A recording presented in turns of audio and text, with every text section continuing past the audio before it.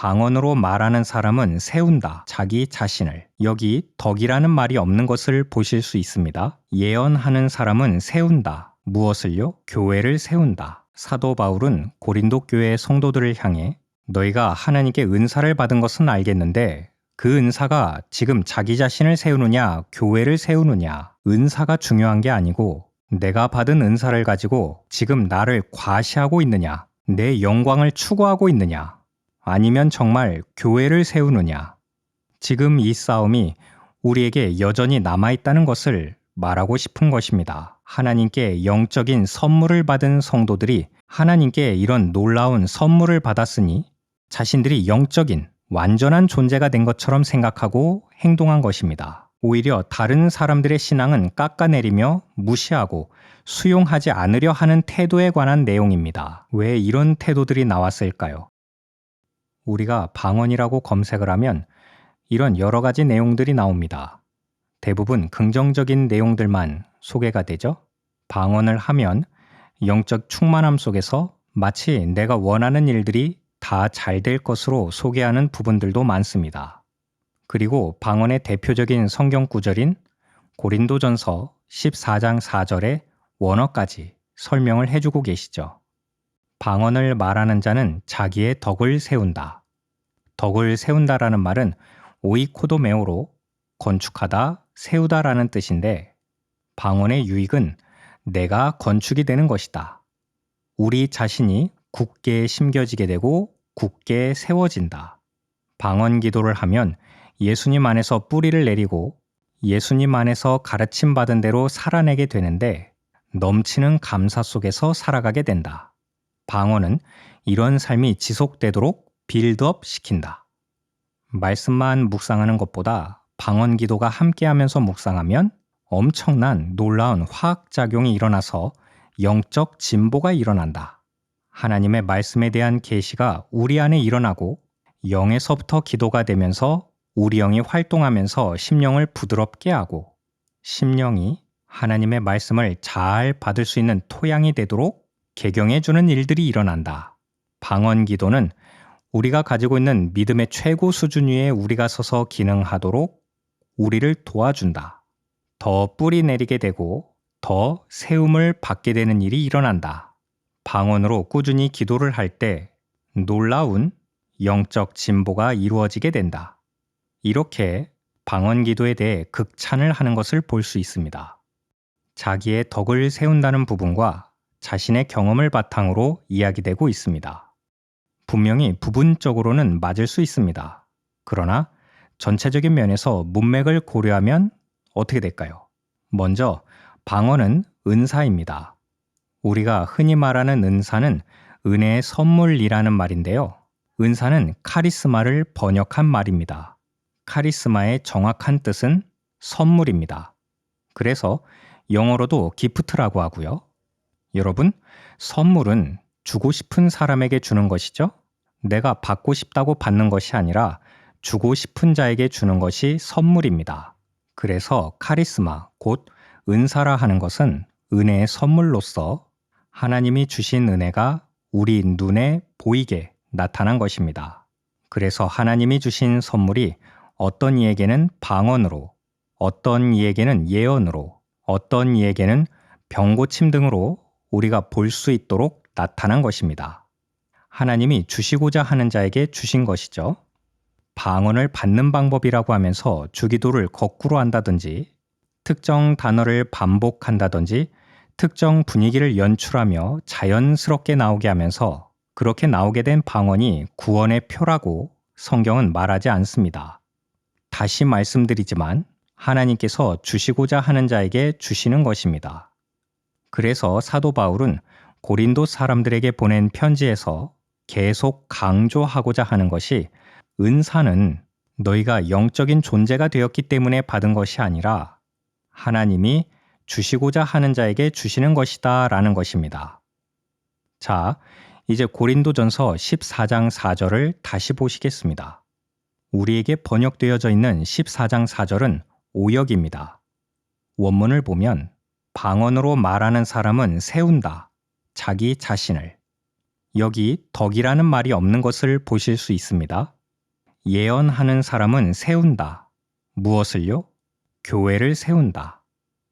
사도 바울은 고린도 교회의 성도들을 향해 너희가 하나님께 은사를 받은 것은 알겠는데 그 은사가 지금 자기 자신을 세우느냐 교회를 세우느냐, 은사가 중요한 게 아니고 내가 받은 은사를 가지고 지금 나를 과시하고 있느냐, 내 영광을 추구하고 있느냐, 아니면 정말 교회를 세우느냐, 지금 이 싸움이 우리에게 여전히 남아있다는 것을 말하고 싶은 것입니다.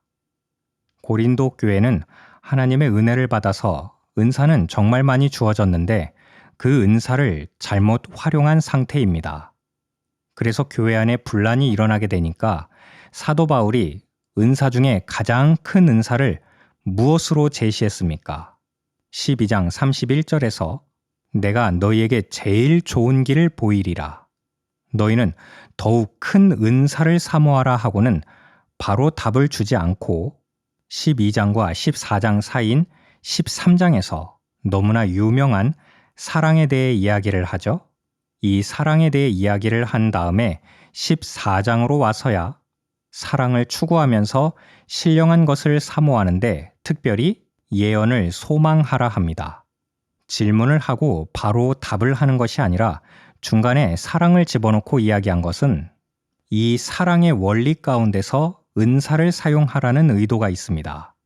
너희가 사람의 방언과 천사의 말을 해도, 심지어 산을 옮길 만한 믿음이 있어도, 심지어는 모든 것으로 구제하고 내 몸을 불사르게 내어줄지라도 무엇이 없으면, 사랑이 없으면 아무것도 아니다.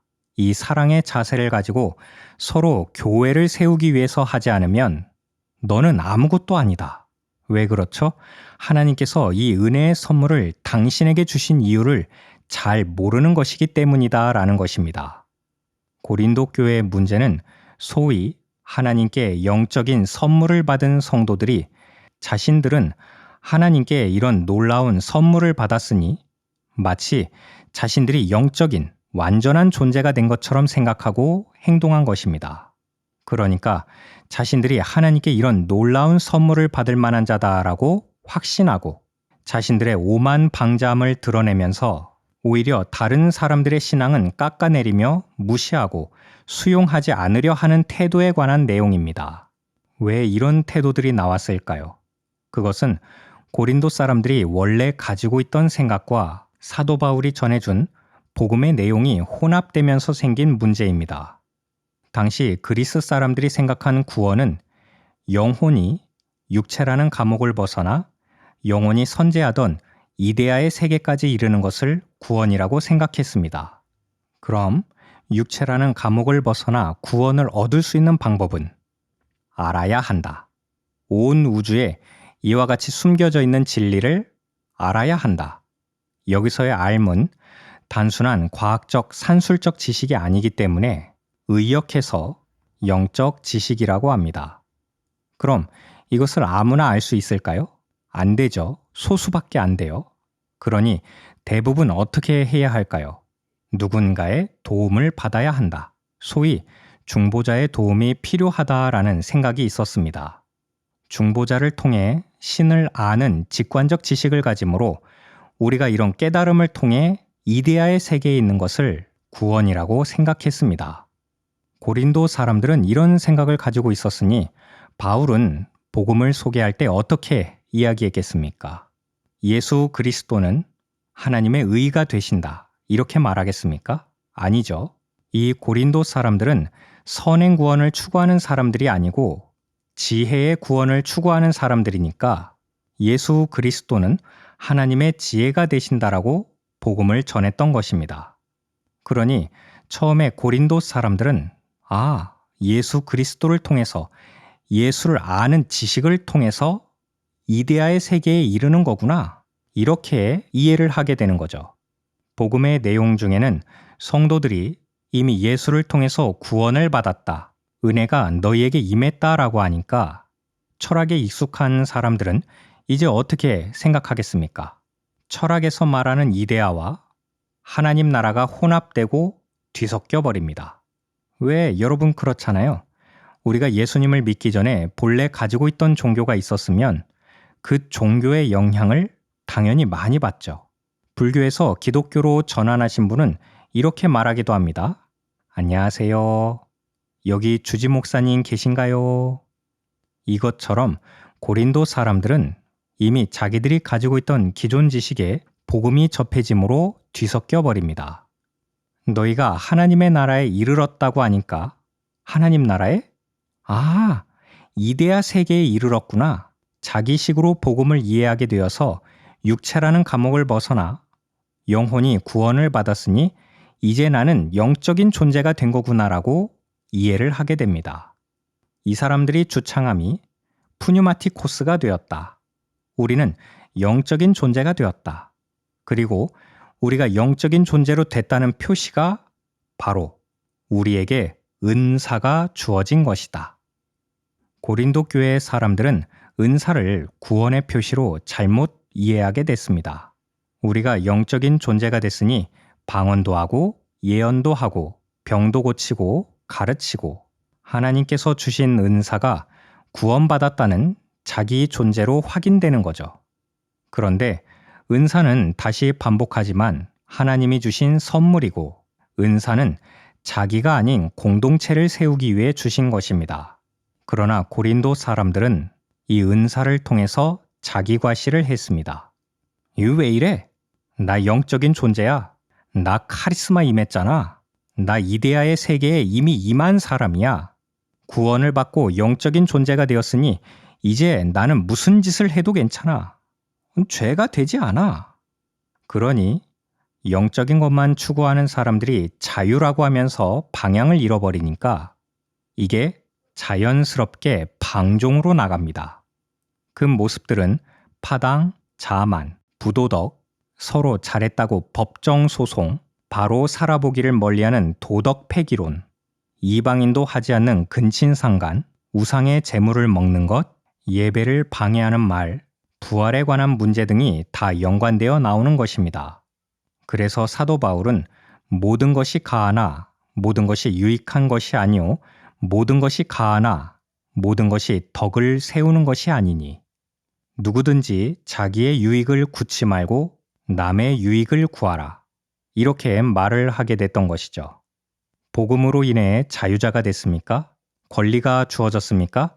그러나 자유라는 권리를 마음대로 쓰는 과정에서 공동체가 피해를 보게 된다면 공동체 전체 유익을 위해 자기 권리를 제한할 수 있어야 한다고 이야기하는 것입니다. 나에게 있어서는 얼마든지 할 수 있는 일이지만 내가 그것을 하게 됐을 때의 결과로 다른 사람이 세워지는가, 넘어지는가를 생각하라는 것입니다. 은사는 교회를 세우기 위해 주어지는 선물인데 그 은사를 활용할 때에는 나만의 유익을 구하는 이기적인 삶이 아니라 다른 사람을 먼저 생각하고 덕을 세우는 그런 이타적인 자세와 삶을 추구하는 것이 올바른 신자의 삶이며 은사를 받은 사람들의 태도일 것입니다. 개인에게 있어서는 방언을 사용하는 것이 매우 유익할 것입니다. 그러나 이것이 공동체 전체와 연관이 되어진다면 공동체의 유익을 위해서 방언보다도 공동체에 유익을 주는 예언을 더 사모해야 한다. 지금 방언을 하는 목적이 나를 세우기 위함인가, 공동체를 세우기 위함인가? 고린도에서 있었던 자기 권리 제한은 여전히 우리에게도 중요한 일임을 잊지 않았으면 합니다.